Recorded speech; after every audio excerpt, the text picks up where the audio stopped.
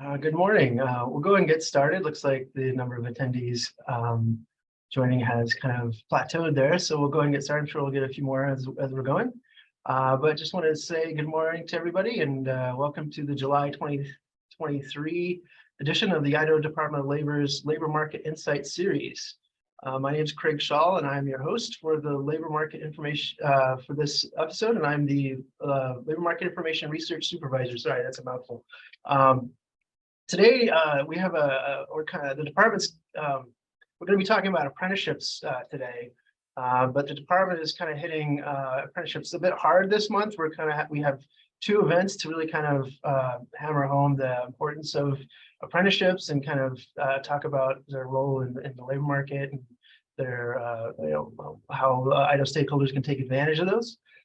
We have today's webinar where we'll be exploring the labor market information side of things, but then we have another one on July 26th where Michelle, who's a guest on our panel today, that will be talking more specifically about kind of the mechanics of it. Like I said, this one is we're really kind of talking about the apprenticeships, how they their role in the labor market, how they can help employers close jobs and find skilled talent, and also job seekers, especially students, get paid for training, and then at the end of that training have a credential that they can take with them. And there's really good numbers behind apprenticeships in terms of the advantages it provides to job seekers that take advantage, and also employers. Like I mentioned, we have a guest, but we have two people that are going to be talking about the apprenticeships today. Michelle Stout with the department, and also Seth Harrington. Michelle Stout is the Program Development Apprenticeship Coordinator at the Department of Labor. She is the primary point of contact that assists those interested in establishing USDOL registered apprenticeship programs with navigating the process of creating the programs and submitting them to the Federal Office of Apprenticeship for approval. Seth Harrington, he's our labor economist in the Twin Falls area. He's representing or at least covering the South Central region of Idaho. And just some housekeeping before we get started. If you have any questions as we're going through our discussion today, please feel free to submit those as we're going. This is meant to be kind of a discussion format, even though it's moderated. Just hit the Q&A button at the bottom of your Zoom screen and then type in your question and comment, and we'll impart that to our panelists as we're going. One other thing to note is that this presentation is being recorded, and we will be providing a link to YouTube for later viewing. And we'll send that link out to you at the end that you can share with your colleagues or use for your reference at a later date. With that, I'm going to go ahead and get started, and we'll start with Seth. Seth, I'm going to turn it over to you, but what kind of drew you to this topic in terms of apprenticeships in Idaho? Yeah, I think apprenticeships are really just underlooked workforce solution for young people. I recently graduated college, and I'm originally from Washington, and it's not really an option, in at least my area of Washington. It wasn't really a thing I could pursue, and I think Idaho has done a really good job kind of expanding and having existing apprenticeship programs, and I think they're a really good option for students who may not like a traditional college experience, but obviously still want a high and competitive wage. Great, thank you. And Michelle, is there any kind of intro you'd like to provide in terms of your side of apprenticeships before we have Seth do his presentation? So I've been doing this since 2019, and I'm with Seth. I didn't have like that. There was a gap definitely between college and the workforce. And I'm super passionate about apprenticeships because this is an opportunity to kind of fill that gap. So, it gets folks the experience they need so they can be competitive in the job market. And it also gives employers the opportunity to capture talent a little bit earlier than they would otherwise, maybe. So, yeah. Yeah, that's a good point. I mean, this is certainly something that's been important for the department in Idaho, and something that's been like a very valuable tool, with especially as we've been talking about tight labor force and just kind of a difficulty for employers to hire. It's definitely been a different experience from the last 10, 15 years than it was before. So I think now's a good time for you to kind of explain that environment we're in, Seth. What did you find in your analysis of apprenticeships?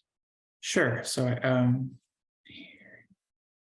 let's just kind of highlighting the labor shortage as we kind of previously mentioned. I think this graph does a really good job kind of illustrating the pre-pandemic and kind of the post-pandemic change we've seen here in the state.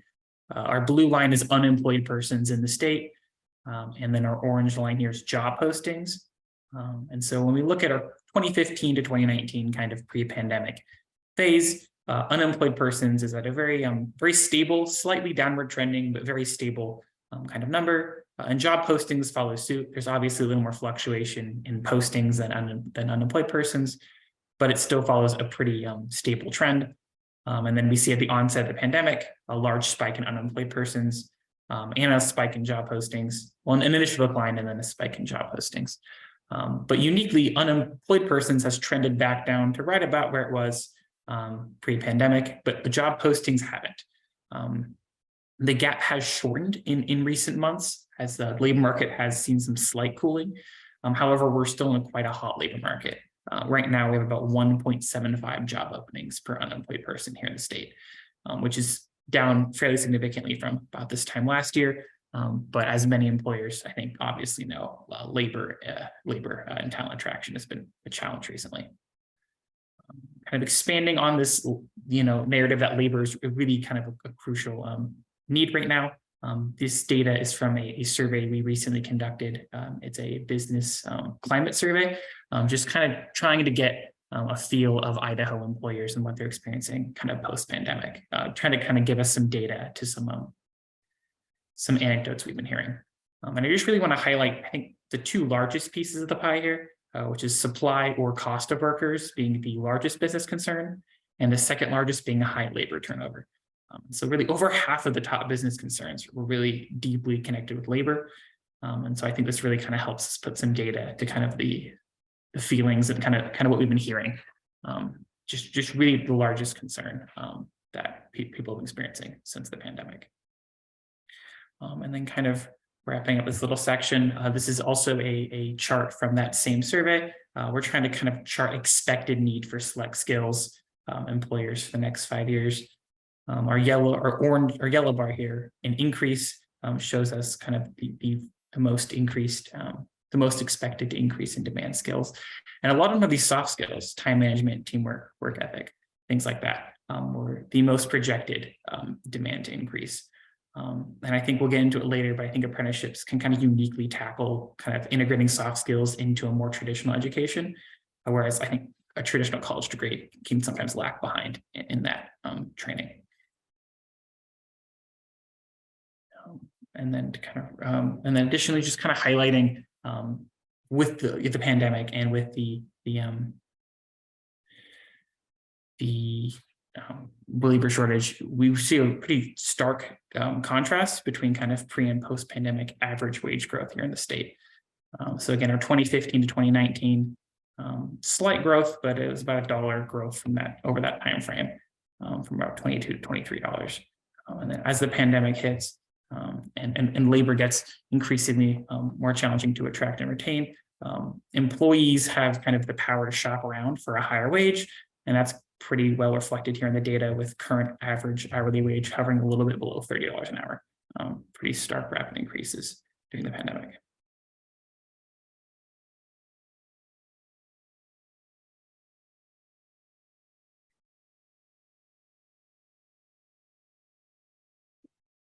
So in your research, did you see any kind of advantage of apprenticeships in terms of wages or anything like that? I mean, how did you, as you're looking at apprenticeships specifically, what types of differences did you see versus kind of the standard experience? Well, there's a graph later on that we'll probably reference where it compares lifetime earnings of apprentices and like a bachelor's degree as kind of an example. And lifetime earnings, so there's been a couple of studies, but most of them fairly conclude that lifetime earnings are pretty similar. from an apprentice, or if not higher from an apprentice to an average bachelor's degree. And so that's kind of gives you a gauge of the earnings potential and kind of the wages we would see. Yeah, please proceed with that. Okay. Yeah, so here's the graph that we found. This is research done by Georgetown University. I think this is a 2017 study. And this graph, again, tracks the lifelong income. Bachelor's degree is here in the red, and apprenticeships in the green. And we notice, again, in the early years since high school, college, you generally are going to go into debt, as college is quite expensive, and most students accrue some form of student loans. But then again, right, but apprenticeships never have that dip. They can kind of hit the ground running, I guess, essentially, and skip a lot of the debt that can really hinder young people, and they can just kind of maintain that growth. It's important to note in this study, they did do some analysis to kind of hedge out a few of the high-end majors, such as computer science or engineering, which we would imagine are definitely on the upper end of an average bachelor's degree's earnings potential. So this might be, bachelor's degree here might be a little bit underestimated, important to note. But I think the trend is really what's important here, is that these both have similar earnings potentials. And I think that's really what we're supposed to kind of pay attention to here. So Seth, I'm going to jump in just real quick here. So when we look at our graph here, we see that we've got a negative, right? So Yeah. people are kind of going backwards in terms of earnings for a period of time. With a registered apprenticeship, the apprentices are employed. So we have to have an employer in order to have a registered apprenticeship. Those individuals are employed while they're participating in that related technical instruction component. So, and that's the vast majority of them. There are a few where they have to be front loaded, but it really helps correct that negative kind of area that we go into when we're looking at the bachelor degree pathway. That's not to say we don't have registered apprenticeships that require a bachelor degree. There are those out there, but it really helps those folks, particularly in the situation we're currently in with money's tight right now. So it's super helpful to be able to have workforce development programs like this as part of a solution for that situation. Definitely, yeah. And actually, while we're on this, Seth, we have a question from the audience that kind of something you alluded to, but maybe you could go into a little bit more detail. The question is, apprenticeships versus undergraduate degree, what factors has the bachelor, what's in the factors of the bachelors that kind of are making sure that we're comparing apples to apples here, in terms of that, you know, there aren't other factors that are variable in terms of what's causing the difference between bachelors and apprenticeships? Well, it is kind of a hard comparison because they aren't, it's true, they are not one-to-one comparisons. I also think it's important to note that apprenticeships, while there are expanding amounts of apprenticeships in different fields, there's definitely still a concentration in certain industries, whereas obviously a bachelor's degree could be in practically any sector of the economy. So it is difficult to kind of apples to apples compare these, which makes this analysis, I think, additionally challenging for researchers.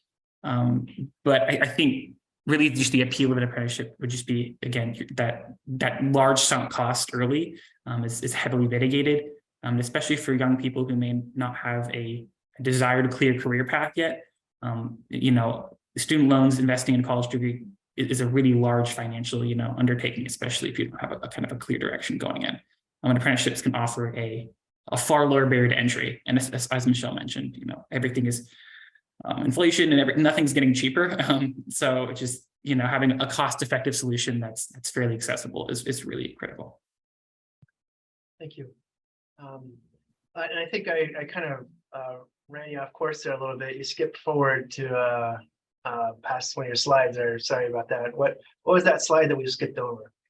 There's a handful I skipped over. Was it these two ones I skipped over? So I guess we can just kind of transition to also kind of highlighting apprenticeships kind of complementary to kind of traditional education.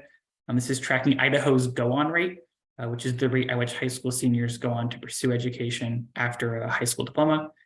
We've seen the most recent data shows this rate's dropped 37% in 2021.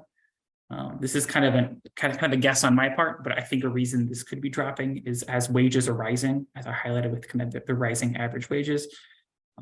Some high school graduates could be entering the workforce maybe prematurely to kind of take advantage of those kind of higher wages we're seeing. But it's also important to note that, as I mentioned before, college is not for everybody and quite expensive. And so apprenticeships can kind of help increase our go-on rate without the use of a more traditional college experience. But I think I really just kind of want to highlight with this go-on rate, as long as students are pursuing some form of education after high school, like licenses, certifications, apprenticeships, whatever that may be, that's really critical, not only to kind of preserve our current and kind of enhance our current talent pipeline, but also, create wealth generating wages for those workers as well. So it doesn't, just trying to emphasize that it doesn't have to be a traditional college education. Just continuing to learn or to pursue some form of education after high school is really critical for not only the state's economy, but also their personal kind of well-being and development.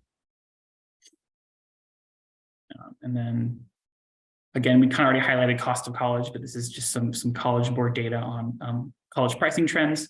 And we have seen some slight decline in recent years, very, very slight. But the trend kind of speaks for itself that, average college prices are increasing fairly rapidly. And kind of, again, as I mentioned before, apprenticeships with their earn while you learn kind of model are a lot more cost effective for students and just kind of a more generally cost effective solution, especially for those who may not have a kind of a set career path. So we kind of already covered those both kind of in some degree. That's kind of what we did for backtracking.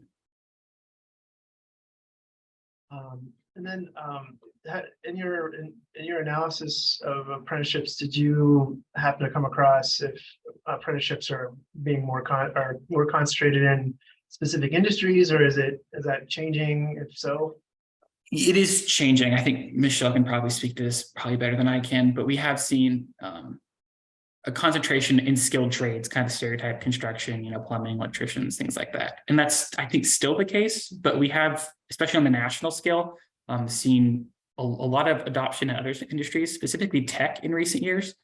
I think we'll get to that a little later, but I'd like kind of Michelle probably to lead in on that one.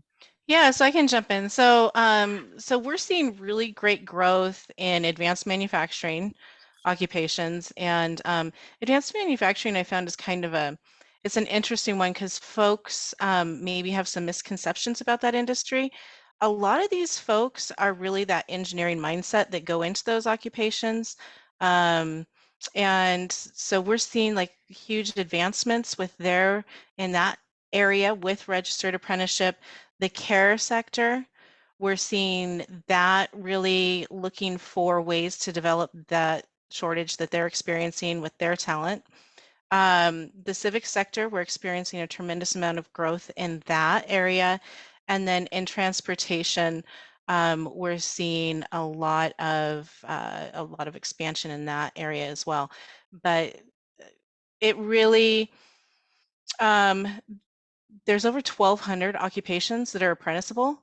So it's really a wide variety of options that are available to employers. It's an industry-driven program. So if there's a need for it, then the chances are pretty good that we can set up a registered apprenticeship for it. But if there's not a need for it, then obviously we wouldn't do that. So it's really those employers identifying that there is a need for a talent development plan like this.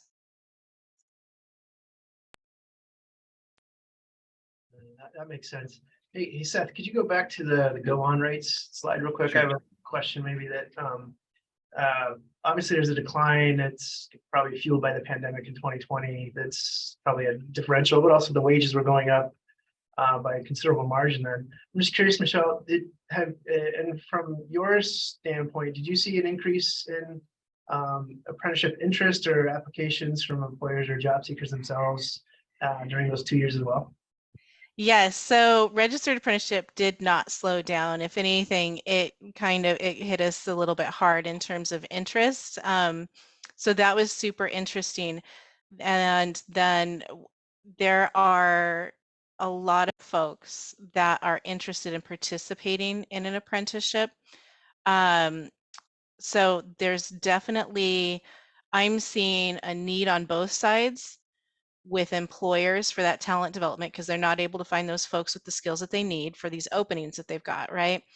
And then I'm seeing a big interest in folks wanting to participate in an apprenticeship, and it's for various different reasons. So sometimes it's because they want to avoid, they can't afford the costs associated with higher ed right now.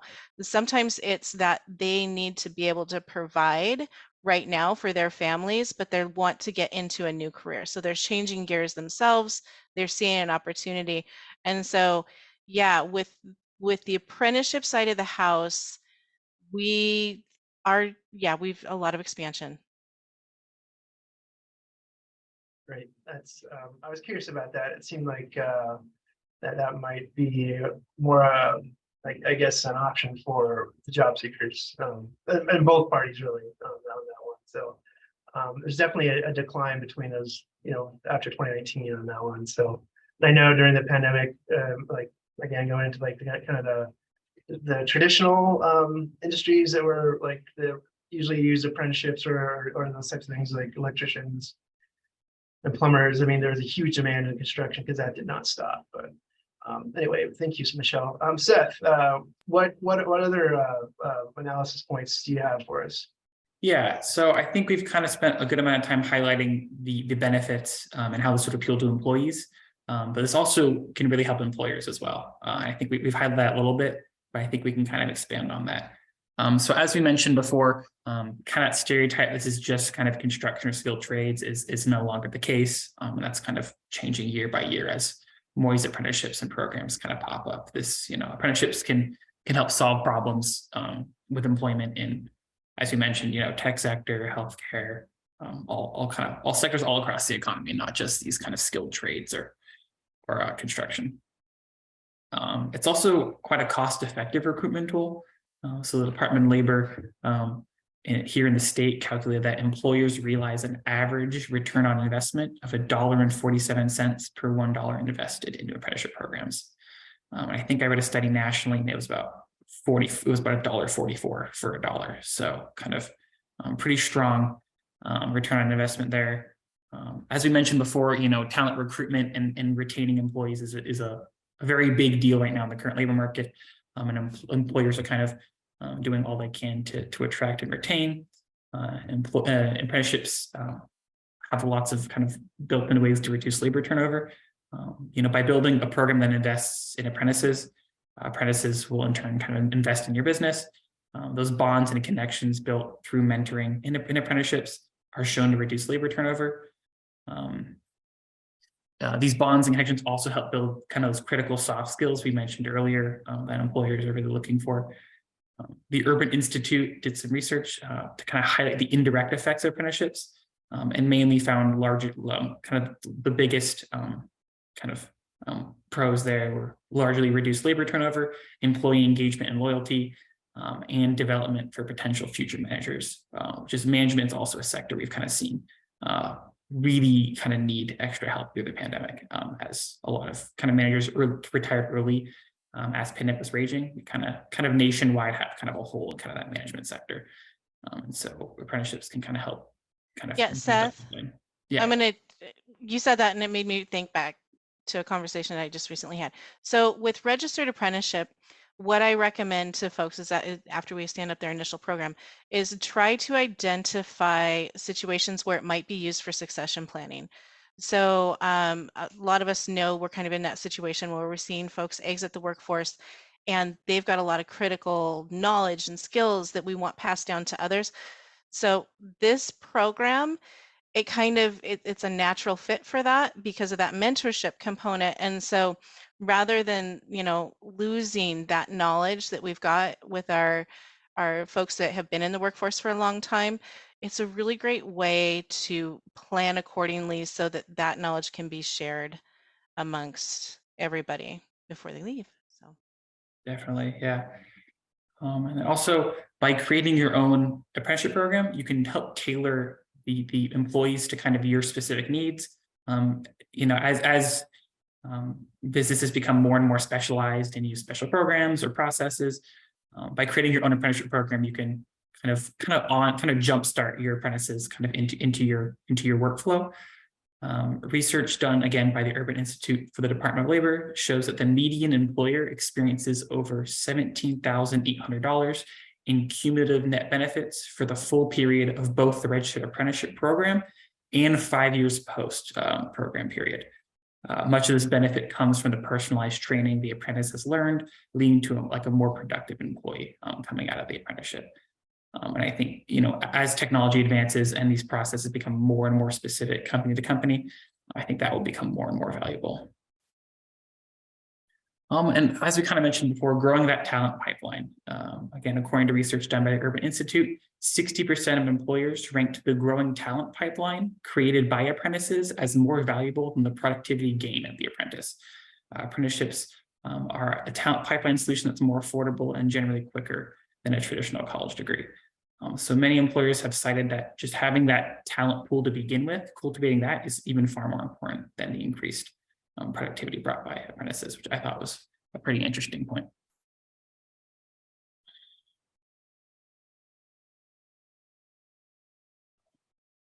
And then I have some stuff on Outlook, but I don't know if we want to go there yet. Just kind of some future. Yeah, I think so. Well, actually, we do have a couple of comments, questions real quick. And the first one is more of going back again to kind of the difference between apprentice careers at the beginning and college ones that with college degrees. A colleague kind of made the observation that the seasonality of a lot of the construction trades, or those that are or more numerous for apprenticeships, might be having an impact there, or the seasonality of their work compared to college degrees, which has more stable earnings. That's just more of a comment. But the other one's kind of more of like, I think they're looking for stratification of by industry in terms of the difference between like finance and information in terms of industries and their embrace of apprenticeships. Were you successful in finding any kind of data on by industry for your analysis, or what do you have anything that could address kind of more granularity in terms of apprenticeships by industry? I didn't include it in the presentation, but there are some reports on the national level kind of breaking down more of that industry concentration. And about I think 30 to 40% of it is kind of centered in those construction and skilled trades. And then after that, I don't have any specific numbers. Maybe Michelle has some off the top of her head, but so we're seeing like the service sector, is that, I can't see the chat, Craig, but are we talking about like the service sector and kind of the non-traditional side versus?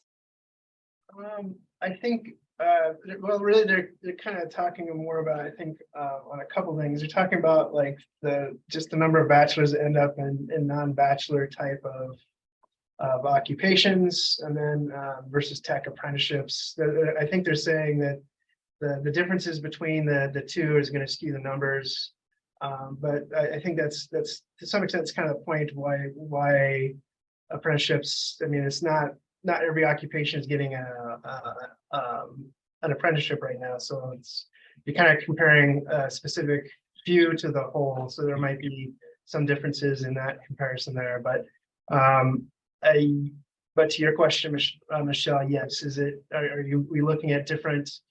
I guess from our standpoint, the occupations is more of the kind of which occupations are most prevalent in Idaho or even like the new ones that are coming up, perhaps they're kind of growing from your standpoint. Which ones what do you see there? Okay, so with some of the, the stuff that's going on with grants and things like that, you're seeing this huge increase with the building trades, right? Which we kind of expect to see because we've got this housing situation going on right now. So you're going to see those are always going to be larger numbers, at least for the foreseeable future. but we're seeing those gains in like that service sector industry that we've not historically seen. And so I don't really have any good data for you in like on that. I know people are looking at that closely to see which direction that goes in. What I can tell you from my experience is that probably 50% of the programs that I'm setting up now are in those kind of service occupations versus just strictly that like skilled trade situation. So that's an increase even this year over last year. I feel like I've seen more interest in that area. So it's really just emerging. Okay, yeah, thank you. Seth, did you have any follow-up on that? No, I think it's just like at the, again, most of the data I found is at the national level. State level stuff can be kind of hard to find if it's even there. So that's why it's nice to have Michelle, kind of the boots on the ground, kind of knows what's going to kind of finger on the pulse there. Yeah, that's about all I have to say, I think, on that. Well, why don't we transition to your outlook and maybe kind of transition using that kind of that same concept, I think, in terms of, you know, the return on investment, I think, between the two. Like, obviously, not everyone that goes to college may have, you know, a scholarship or something like that, but it's like there's kind of a clear difference between like a registered apprenticeship start and even regardless if you're starting out of high school or later in career versus the degree. I mean, it's kind of apples and oranges to some extent, but it also explains kind of that difference. So what do you look at in terms of the outlook for apprenticeships in the labor market? Well, I took a kind of a different approach. I kind of want to highlight, I think, some trends around just the general economy that I think will impact apprenticeships maybe uniquely. And so this is some data pulled from the World Economic Forum's research, and they're trying to survey businesses looking at drivers of change, kind of what they, because labor is changing, and I think pretty rapidly, maybe more than I think any of us really even know. And so it really just kind of breaks down some demographic and socioeconomic changes along with some technological changes. And I think I really just kind of want to highlight just how flexible work and the changing nature of work has really been, I think, the biggest kind of driver of a lot of change. And additionally, a really interesting stat pulled from the same study. They estimate that 65% of children are entering primary school today will ultimately end up working in a completely new job type that doesn't yet exist. And so as the way we work and how we work is rapidly changing, it's really hard to kind of predict if that stat is even has, you know, if that stat has some bearing. It really kind of opens our eyes to how kind of rapid education and training needs to kind of change to adjust to kind of changing workforce situations. And I think apprenticeships are uniquely able because it's, again, industry driven, employer driven. They know faster than maybe a traditional school or college does. Those needs changing. Even in my life, I did, you know, I recently graduated college, and I was trained on some software that we don't really even use anymore, and that's a couple years, and so that won't go away. And so apprenticeships are far more able to kind of are a lot quicker and faster to adapt to these changes than a traditional kind of college degree is. And so that's kind of what we see in the tech sector with all these changes, AI, all these software changes, schools are just slower to keep up. And so apprenticeships have really been used in recent years to kind of quickly onset and change and kind of upskill employees faster than traditional kind of schooling can. And then also, I think the kind of just general global supply chain disruptions we've seen since the pandemic, along with the Ukraine war and some current trade tensions with China, you know, supply chains have experienced pretty significant disruption in the past couple of years. Kind of in light of this, there's been a pretty heavy nearshoring effort to kind of bring a lot of domestic supply back into the US to kind of hedge against that kind of uncertainty we've been experiencing. And this is a survey of 300 supply chain professionals, and just kind of some stat points here. 88% of US small businesses intend to nearshore parts of their supply chain. 45% plan to nearshore all of their suppliers, and 37% of respondents said their suppliers are already nearshored. And so with just kind of global tensions and just kind of global kind of insecurity, we've seen kind of a resurgence of domestic production. And this is kind of reinforced by some job announcements per year in the United States, with job gains from reshoring efforts versus the United States losing jobs through foreign direct investment in the red. For the third year in a row, reshoring has passed foreign direct investment in job creation nationally. This reshoring effort will increase our demand for our domestic technical workforce. A large portion of apprenticeships cover technical trades and construction and manufacturing, in addition to a lot of IT, other kind of digital kind of infrastructure support systems, which will have an increased demand as companies continue to kind of domestically construct and kind of maintain their supply chains. Additionally, I think it's important to note that Idaho is kind of poised to take advantage of this effort, as Idaho has commonly been cited as an affordable access point to the Western U.S. market. And so this is some kind of conjecture on our part, but I think with this trend of reshoring, this need for lots of skills covered by apprenticeships are going to be in increased demand as this effort seems to continue. And I think that's kind of important to consider when talking about the future apprenticeships. I guess the question after you going through this is if you could do it all over again, would you go through a registered apprenticeship, or would you go through the college degree process again? I would definitely consider it if that was an option, especially in a more kind of technical field. I'm pretty scrawny. I don't think I'd be very good on a construction site, but I think just that's such a flexible option, and also it's a really big commitment. I also was fortunate enough to kind of have a pretty direct career path at when I was 18, which many 18-year-olds don't have. So I think I was fortunate in a couple kind of areas there to make that decision easier. But if that was an option, I think I definitely would have considered it. Any concluding thoughts that you'd like to leave with, and then we'll or Michelle, do you have any questions for Seth before we give you a bit of time here? No, Seth did a really good job. He did a really good job summarizing a lot of important points. Yeah, is registered apprenticeship, a problem solver for every situation?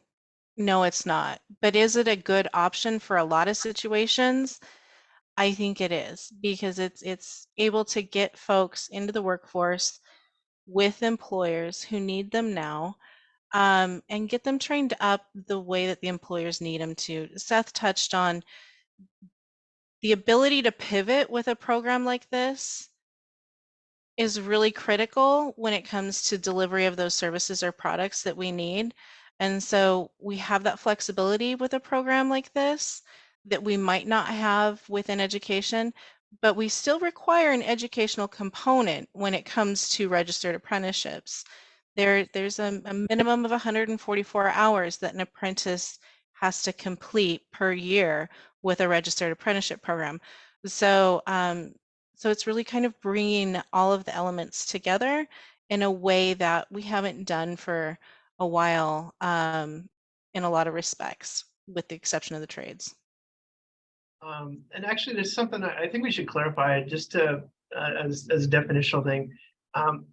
There's a difference between registered apprenticeships and apprenticeships or non-registered. Could you explain that difference real quick, and why it would be important, especially for a job seeker that might be interested, or an employer that would be interested in setting up their apprenticeship?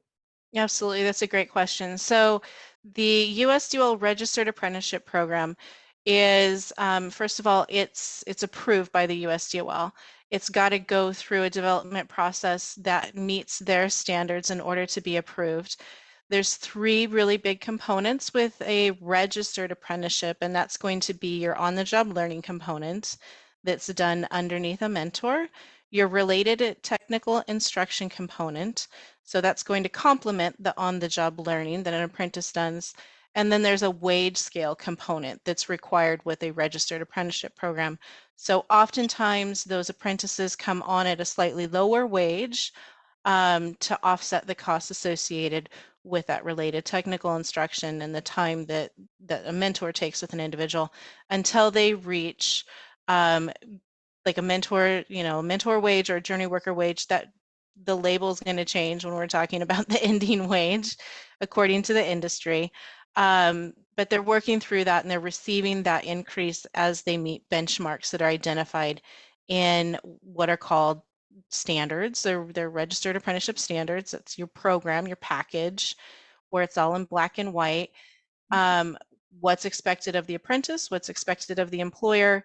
So it's kind of, I've heard it referred to as kind of like HR in a box in a lot of ways. So it's a really nice fit for employers that way. How that differs from like a non-registered apprenticeship or an internship is that one of the requirements is that these are paid employees. From day one, these are individuals that are being paid and working their way through this program with the employer. With some apprenticeships, they don't offer paid apprenticeships and internships. There's a lot of unpaid internships. We are seeing a change in that, though. I have noticed we're seeing more and more internships be paid. But registered apprenticeship, it is an employee like any other employee. They should receive the same benefits as any other employee. And then at the completion of the registered apprenticeship program, there's a national credential that's issued to the apprentice by the employer through the USDOL, and that's portable across all 50 states. So it's recognized in the entire United States. And then you mentioned at the beginning you've been doing working with apprenticeships for the department for how long again? So almost 4 years. So since 2019. And what's kind of your favorite aspect of working in this role for the department? So my favorite aspect of this job within the department, and really what I'm super passionate about, is giving folks opportunity, giving our employers a chance to take advantage of a talent development program that might help solve some of their immediate labor needs, and getting folks some upward mobility into some really great occupations that they may not have had an opportunity to enter otherwise. So it's really kind of like that lifting all boats kind of situation where it's a win-win for everybody. I'm super passionate about that because I think it's super important that we all take care of each other in these ways. And this is one possible way to get into an occupation that maybe you didn't even know existed before seeing a program like this. Yeah, I think these tools are really good because one of the things that we get a lot of questions about from a number of stakeholders, either employers or workforce development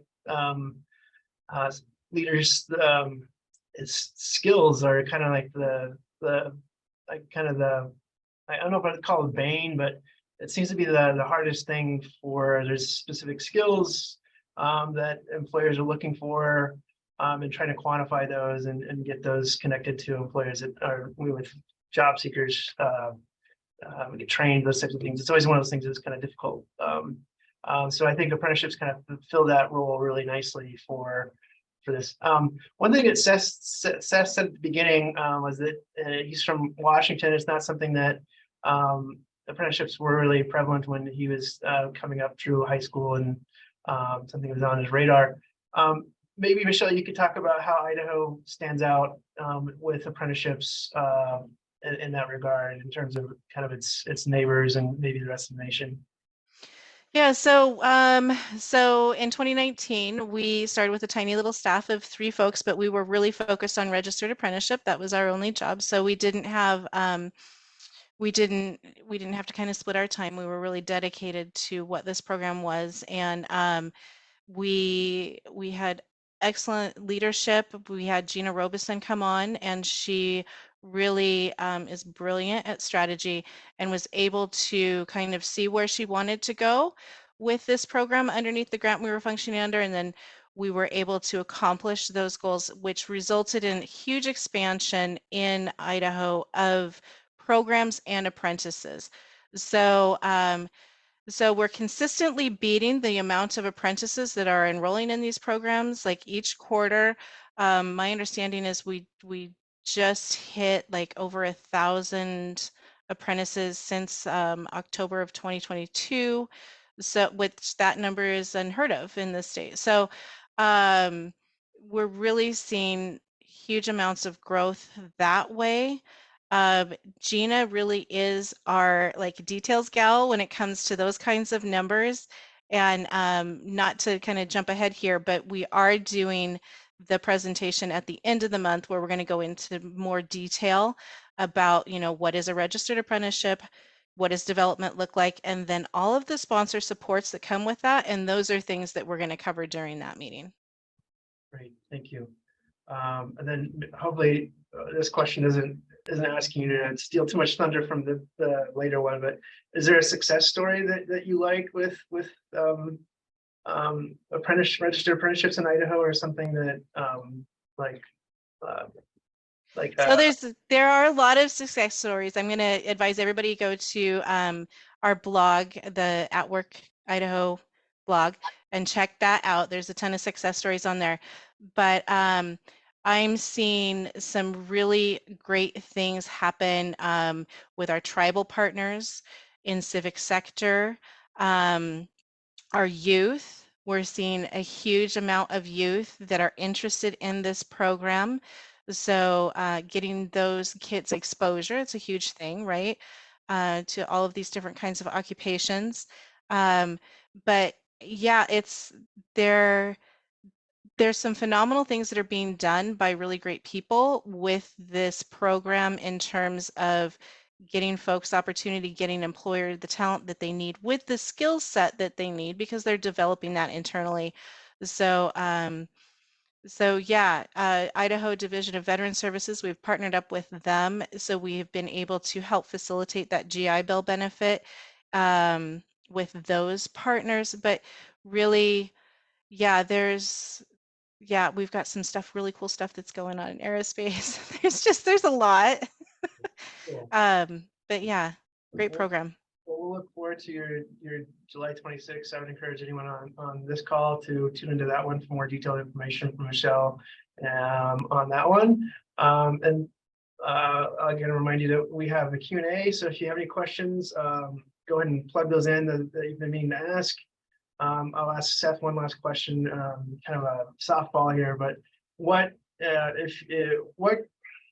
if you're doing an analysis and going through the data, did you develop like a wish list of, I wish I had this data if only it was there? Is there any kind of information that you're kind of hoping to, like with time, be able to look more into apprenticeships and provide more information on? Yeah, so the handful of reports I found were outdated, like 2016, 2017, which for economic data isn't that bad, but since COVID kind of messed up everything, pre-COVID kind of feels like a different kind of world. So it's what we have and it's what we have to use, but it kind of comes with a lot of asterisks, I guess, on kind of how to use that. So having some of kind of these numbers and these reports updated would be awesome, and having, I guess, more Idaho granularity would be great. And that's hard for the state stuff, especially because we're a smaller state. So it's definitely harder, but that kind of information would be really awesome. So I think those are the two things. I think just update on the national, and then kind of more Idaho granular would be kind of the things I'd be looking for. And I should mention that Seth has a blog piece that should be published on the department's website here in the next 2 to 3 weeks that includes a lot of his graphs and some of his analysis that he's mentioned already. Any final thoughts, Seth, before we transition out? No, I think Michelle kind of knocked it out of the park on that answer. But yeah, apprenticeships, I just think, again, are I think sometimes an overlooked solution for not just employers, but also employees, and just hopefully more people kind of consider implementing programs or joining programs, and just kind of as a solution for, not a perfect solution, as she mentioned, but a solid solution for just some of our workforce kind of shortcomings we're experiencing right now. Yeah, and thank you, Seth. And how about you, Michelle? Any final thoughts?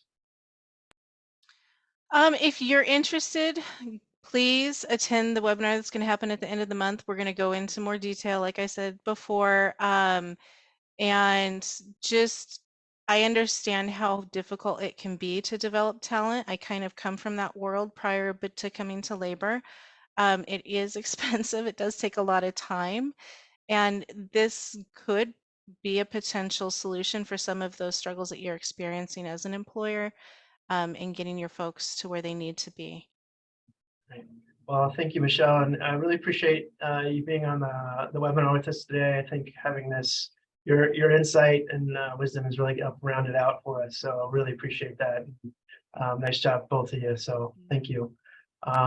Well, I don't see any additional questions except for one point that, again, regarding a discussion about the 4 years versus BA and not, and one, apprenticeships get paid, registered apprenticeships get paid. Actually, I think that as they're training, I think that's the important point for that. So we'll leave it at that. And then